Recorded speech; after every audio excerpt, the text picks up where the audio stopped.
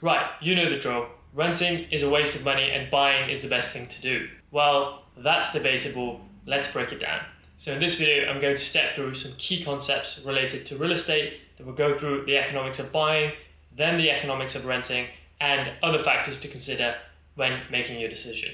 Let's get into it. Right, let's start with a few key concepts related to real estate which are important to understand before we cover the examples later in the video. So let's cover off price to income ratio first, and simply put, that is the ratio of the average house price to the average income.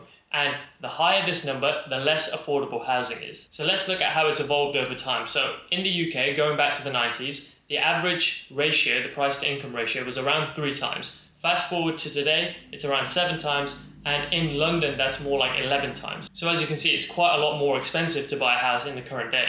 At the same time, general inflation in the economy, which is the price increase in goods and services, has also reduced purchasing power because your wages have to inflate or increase at the same rate to at least maintain or increase your purchasing power. So if goods and services inflate at say 5% and your wage only increases at 2 to 3%, you are worse off. Why does that matter? Because it's harder to save. If inflation is eroding your purchasing power and it's more difficult to save, how are you going to put a deposit down on houses that are actually becoming more expensive? You can see the dynamic there. It's a hard one to navigate. So if it's hard to save and house prices are increasing, how do you bridge the gap? Well, that's typically done by taking out a mortgage. And let's introduce the concept of loan to value here. So loan to value is the percentage of the purchase price that you borrow. So say the property is worth 100k, and you borrow 50k via a mortgage, the loan to value is 50%. And if you borrow 80k, the loan to value is 80%. So if saving is difficult and you can only save, say, 10 or 15% in a deposit, you're going to have to borrow the rest. So the loan to value is quite high. Now, that's affordable when rates are low, i.e. the cost of money is low. So when interest rates were hovering at around 0 to 1%, you could borrow that remaining 80% or so and buy the property, and it would still be relatively affordable. However, now that rates are considerably higher, in the sort of 4 to 6% range in the UK, and generally around the world they're hovering in this range as well, it makes taking out a high loan to value mortgage much more expensive, and so it's not affordable, and banks are much more reluctant to put it out there. So now it's much more difficult to buy a property. So that's a key thing to consider when making your decision. And now that we understand these concepts, let's step through some numbers. Okay, let's start with the economics of buying. Now, from the top, I'm going to emphasize that the numbers that I'm using here, I've made round so that they're easier to follow. They're not the exact averages or percentages that you'd expect to pay. They're just for illustration. So let's start with the average house price. Now, in the UK, it's around 280,000. I'm going to use 300,000 because the numbers work better. So let's say you decide to buy this house for 300,000. Now, first of all, you're going to need a deposit, and on average, that can be around 15 to 20%. We'll go with 15, which corresponds to 45,000 upfront as a deposit. This corresponds to an 85% loan to value. So remember, we touched on that earlier on, a 15% down payment, 85% borrowed from the bank via a mortgage. And that would represent a £255,000 loan. Now, there will be some transaction fees as well. These are roughly around 5% of the property value, and they cover off things like stamp duty, legal fees, valuation fees, etc. And if the property is worth 300k, that is going to be around 15k. So total upfront costs for deposit and transaction fees are 60k, with the property worth 300k. Okay, let's look at the monthly payments. Now, the monthly payment that you pay will cover off both interest as well as payments towards the loan. Now, the rate that you pay could either be fixed or variable. It's at your discretion. So fixed does what it says on the tin. You'll pay the same interest rate for a given period of time. That might be 2 or 5 years. And this, for the 5-year fixed in the UK, ranges around 4.5% to 5%. It's not so dissimilar around the world. For this example, we're going to go with 5%, but let's touch on variable rates as well. So variable, unsurprisingly, is not fixed, and it changes depending on the rate environment. And we won't touch on it too much, but the significance of this is fixed gives you certainty over what rate you're going to pay, and variable does not. Now, why would you pick fixed or variable? Well, fixed, unsurprisingly, gives you certainty. It's the concept of hedging, meaning that if rates go higher, you won't pay any more, but it does mean that if rates fall, you don't get the benefit of that. The trade-off is variable, so if you feel like rates may fall, you could go with variable, which means you benefit from rates falling. But if they don't and they increase, then you're going to be on the hook for that. So fixed gives you certainty, variable allows you to benefit from the downside. So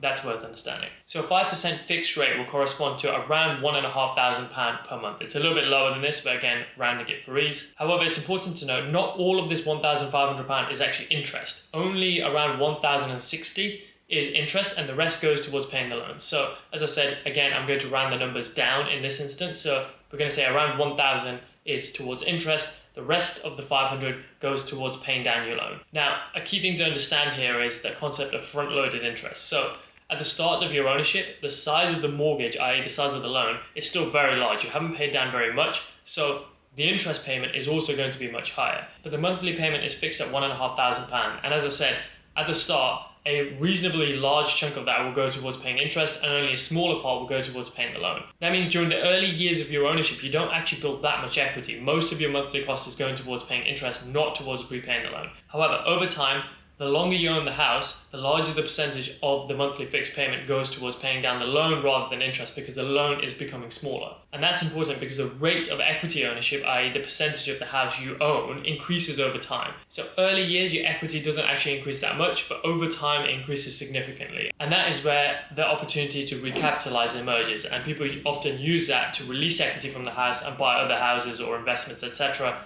That is a good thing to do, but you can't really expect to do that early in your ownership. So again, understand that. So another thing to consider is maintenance and repair. Now, you own the property, so you're liable for everything that comes with it. That includes insurance, boilers, etc., etc. So you can estimate that at roughly 1% of the property value. Ours was worth 300k, so that corresponds to around 3k per annum. So to bring that all together, the property was worth 300k.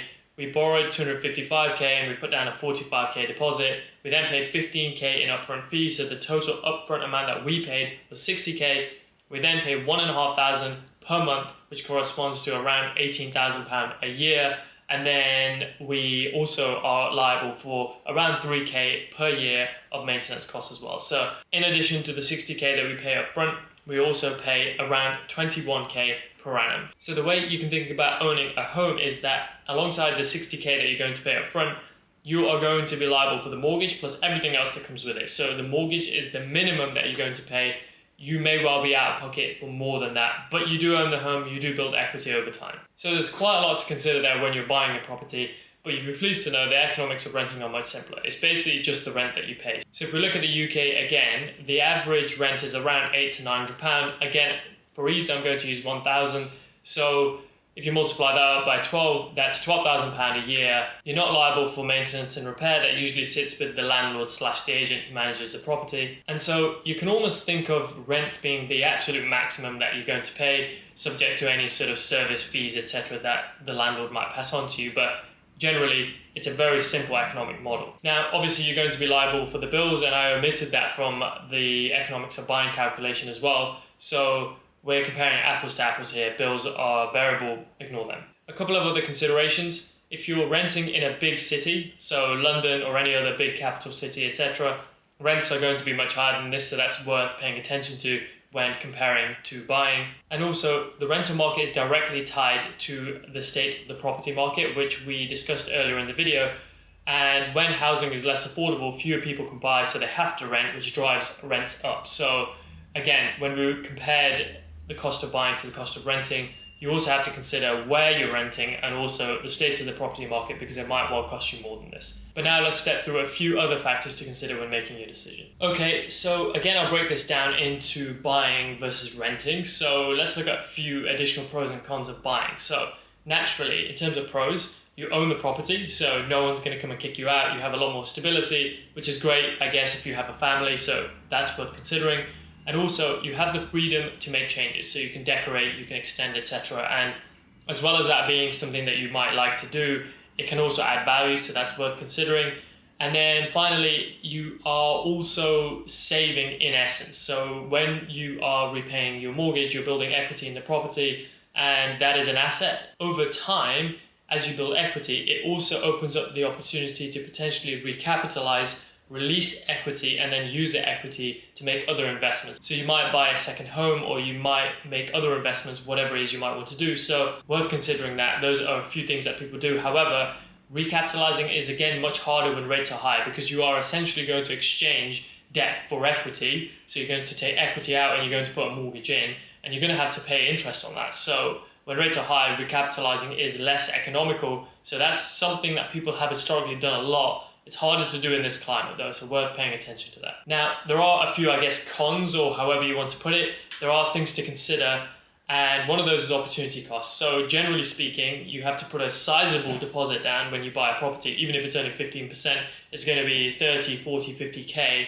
What else could you do with that money? So you could put it in the market and earn 7%, for example, on average over a period of time. And it's much more liquid, so you can extract that cash and put it to other uses if you need to. Whereas if it's in a property, it's stuck there for the foreseeable future. Yes, you can sell, but there's transaction fees associated with that, and it takes time to actually sell the damn thing. So it's not going to be easy to extract your money if you need it. And I guess also, it might not be the best use of your money to buy a house. So you've got to think of it in the context of how much do you have saved. If it's a large percentage of your savings that you're going to have to put down towards a deposit, arguably it's not the best decision to make, because you're not going to have a ton of money left over to navigate life, take on risk, take on new opportunities, whatever it might be that you want to do. Generally speaking, you don't want to tie up a huge sum of your money in the property. Okay, let's finish up by contrasting it to renting. Now, touching on the point of stability again, naturally this is lower in the rental space. You could be ousted at any time, your landlord may sell, etc., whatever. So therefore you don't have the same stability that you get with owning your home.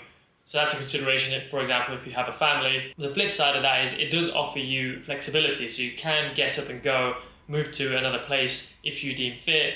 And so your life is, I guess, less tethered to one specific location. It also opens the door to living in locations that are otherwise difficult to buy in. So central areas in the likes of London or other big cities where everything's going on essentially. So that's great from a career perspective, networking, restaurants, whatever it might be. So what I'm touching on here is the so-called intangibles. Now, living in, say, central London, for example, is quite expensive in terms of the rent. Obviously, it's not very affordable to buy there, but otherwise, there is the argument that you're close to work, you're close to networking opportunities. It's more efficient because of the localized nature of it, so there's lots and lots of local amenities which save you time. So that means that depending on your objectives, if you want to make career moves, you want to launch a business, or whatever it might be, you might benefit from that reduced financial burden, that flexibility, because you can move, you can downsize, you can reduce your rent. But once you bought the home, it's much more difficult to unwind that. So that wraps it up. So as you can see, there are lots of things to consider when you're making your decision when it comes to buying versus renting. If you like this video, hit like and subscribe for more content like this moving forward. Thanks, and see you in the next video.